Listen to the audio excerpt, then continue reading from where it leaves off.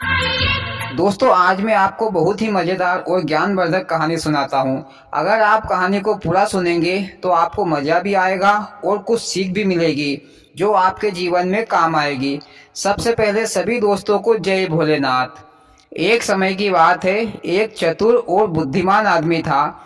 वह अपनी बातें बेचता था, यानी कि वह बातों का व्यापारी था। वह अपनी बातें बेचता और अपना गुजारा करता था। मोदी जी, मैंने सामान बेचना तो सुना था, पर बातें भी बिकती है, ये तो पहली बार आपके मुंह से सुन रहा हूँ।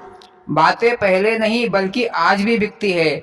हम लोग वकील के पास जाते हैं तो वकील हमसे पैसे लेता है, पर बदले में बातें ही देता है।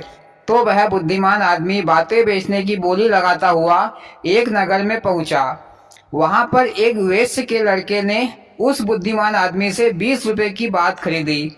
मोदी जी, उस लड़के ने 20 रुपए में कौन सी बात खरीदी थी? 20 रुपए में बुद्धिमान आदमी ने उस वैश्य लड़के से कहा था कि भैया, जब भी कहीं पर दो आदमियों के बीच में झगड़ा हो रहा हो, लड़ाई हो रही हो, तो वहां पर नहीं रुकना चाहिए। ये बातें हमेशा याद रखना। फिर वह लड़का 20 रुपए देकर अपने घर आ गया। तो उसके पिताजी ने कहा कि बेटा, मैंने तुमको 20 रुपए दिए थे, उनका तूने क्या किया? तो लड़के ने कहा कि पिताजी, 20 रुपए में मैंने एक बात खरीदी है। तो वैश्य ने कहा कि नालायक गधे सुअर, बातें खरीदने का इतना ही शौक है तो मेरे से ही खरीद लिया कर। मैं भी तो दिन भर बातें बोलता रहता हूँ। चल मेरे साथ, कौन ने तेरे को बेवकूफ बनाया है? अभी मैं उससे पैसे वापस लाता हूँ। फिर दोनों बाप बेटे उस बुद्धिमान आदमी के पास पहुंचे और वैश्य ने कहा कि भैया, तुम बच्चों को क्यों चूतिया बनाते फिरते रहते हो? पता नहीं मेरे लड़के को कौन सी बात बता दी है और पैसा ऐंठ लिया है। लाओ, मेरे पैसे वापस कर दो। तो बुद्धिमान आदमी ने कहा कि कभी भी तुम मेरी बातों का इस्तेमाल नहीं करोगे तो मैं तुमको पैसे वापस दे देता हूँ। वैश्य ने कहा कि हम तुम्हारी बात का इस्तेमाल क्या, कभी सपने में भी याद नहीं करेंगे। फिर वैश्य अपने 20 रुपए लेकर अपने घर आ गया। कुछ समय बाद एक दिन क्या हुआ कि राजा साहब के लड़के और मंत्री के लड़के के बीच में लड़ाई हो गई जंगल में। वहां पर कोई नहीं था, पर यह वैश्य का लड़का अचानक कहीं से आ रहा था और उन दोनों की लड़ाई को खड़े होकर देखने लगा। मोदी जी, बातों से लड़ाई हो रही थी कि मारा कुटी भी हो रही थी? भैया, लड़ाई तो बातों से शुरू होती है और मारा कुटी पर ही खत्म होती है। ये खबर राजा साहब के पास पहुंची। राजा साहब बड़ा ही न्यायप्रिय था। राजा साहब ने उन दोनों लड़कों से पूछा कि लड़ाई कैसे हुई, किस कारण से हुई। तो वे दोनों लड़के एक दूसरे की गलती निकालने लगे। मोदी जी, अपनी गलती तो कोई नहीं बताता कि मेरी गलती है। भले ही अपनी गलती हो, पर दूसरों की ही गलती कहता है। हाँ भैया, तुमने सही कहा। फिर राजा साहब ने कहा कि जहाँ पर तुम्हारी लड़ाई हो रही थी वहां पर और कोई तीसरा आदमी भी था क्या? तो उन दोनों लड़कों ने कहा कि वहां पर वैश्य का लड़का था। फिर राजा साहब ने वैश्य के लड़के को राजमहल में हाजिर होने के लिए बुलावा भिजवा दिया, गवाह के रूप में।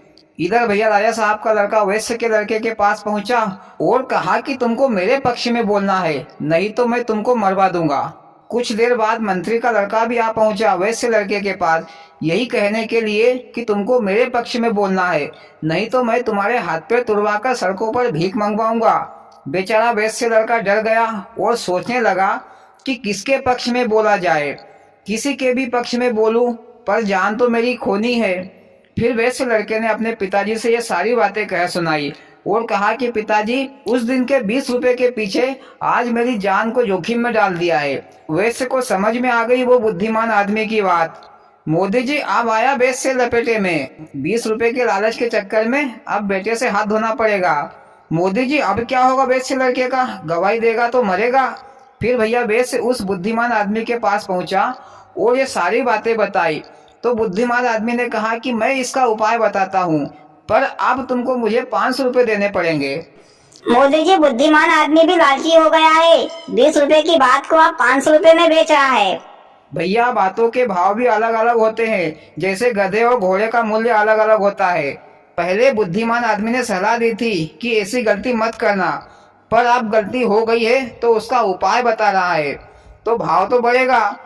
तो वैश्य ने तुरंत बुद्धिमान आदमी को 500 रुपए दे दिए। फिर बुद्धिमान आदमी ने कहा कि जब तुम्हारे लड़के को राज दरबार में पेश किया जाएगा तो तुम्हारे लड़के को फटे पुराने कपड़े पहना देना और तुम्हारा लड़का कपड़े को फाड़ता हुआ नाचने लग जाए। और राजा साहब कुछ भी पूछे तो एक ही जवाब दे कि मुझे सब पता है, इसके अलावा कुछ ना बोले। दूसरे दिन राज दरबार में वैश्य लड़के को बुलाया गया तो वैश्य लड़का फटे पुराने कपड़े पहनकर आया और कपड़े फाड़कर नाचने लगा। राजा साहब के कुछ भी पूछे जाने पर यही जवाब देता कि मुझे सब पता है। राजा के हर सवाल का जवाब यही होता तो राजा साहब ने उसे पागल समझकर भगा दिया और इस तरह वैश्य लड़के की जान बच गई। तो भैया बातें भी अनमोल होती है। ज्ञान की बातें मिले तो ग्रहण करो और इस्तेमाल भी करो तो कभी भी जीवन में दुख मुसीबत नहीं आएगी। और भैया कहानी खत्म। बहुत मजेदार और जीवन उपयोगी कहानी सुनाई। कहानी से कुछ सीख भी मिली। और भाइयों, आपको कैसी लगी मोदी जी की कहानी कमेंट करके जरूर बताना। और भैया वीडियो को लाइक और चैनल को सब्सक्राइब जरूर करना। भोलेनाथ सबके साथ।